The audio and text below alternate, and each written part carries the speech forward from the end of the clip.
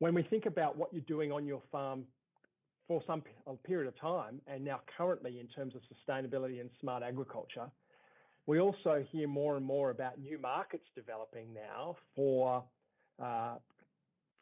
carbon, for example. Is this something you're seeing in your part of the world? And how do you, as a farmer, see that type of potential new market, and whether or not you would engage in that type of market? Yes, sure, Ben. Carbon markets are of great interest to us, as they are to so many farmers. We're watching it very carefully because we're in the northern Corn Belt here in Wisconsin. We have not had providers until very recently offer us anything in the way of participating in a carbon market. I do know farmers who are doing it in Iowa, in Maryland, in other parts of the country. But we're watching it very closely. We'd like to see the role that USDA will play in the carbon markets. And then we need to weigh the benefits. Certainly, we're long-term no-tillers, so we do believe we've been capturing carbon. We have a wind turbine, a personal wind energy system. We have a solar array that powers our workshop. We also have 30 acres of woodlands that would certainly qualify for carbon capture. But we're waiting to really see the benefits and weigh really all the regulations and rules and the commitment to being part of the carbon market. Mm-hmm. Thank you, Nancy. That's very interesting. I appreciate that, and I know the members of the audience do as well, given the chat. Gabriela, can I ask you, with new markets being developed and talked about around carbon and water, sustainability, environmental markets, obviously in Europe, this has been a subject of discussion for some time. Do you have a perspective on that, or is there things coming across your desk or your field that you're thinking about in regard to those market developments?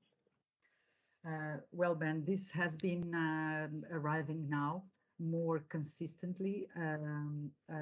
We had in our farm, we grow beef cattle and we have pastures. And for 3 years, we had a support from the Portuguese Carbon Fund in order to enhance the biodiversity of our pastures.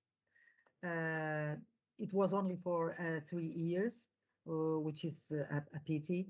The company who was managing that is trying another ways of finding ways to pay farmers for their carbon sequester.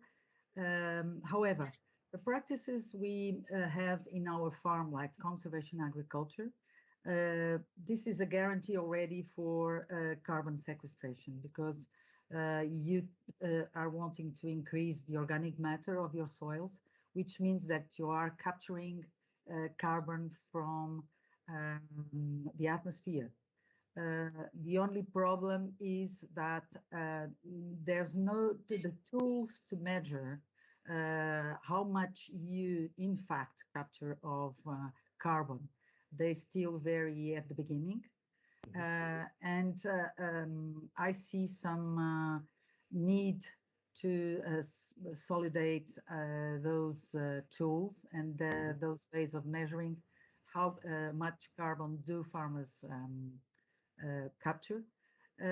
But we are now facing a new new CAP reform. So in my professional life, it's the sticks I'm facing. And we have some ways of supporting farmers, which are what we call agri-environmental measures. Mm-hmm. And what we are proposing to the European Commission and to the Portuguese government, and I know that in other countries farmers are doing the same, is that farmers are paid for a certain amount of carbon. It is already measured that they are capturing.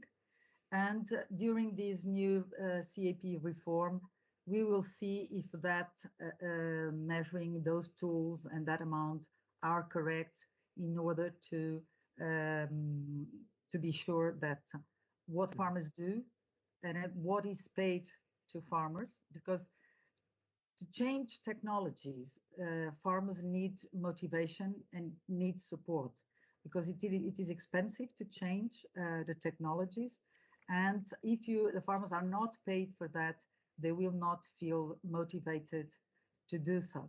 So it's very important that the tools for measuring carbon sequester are solid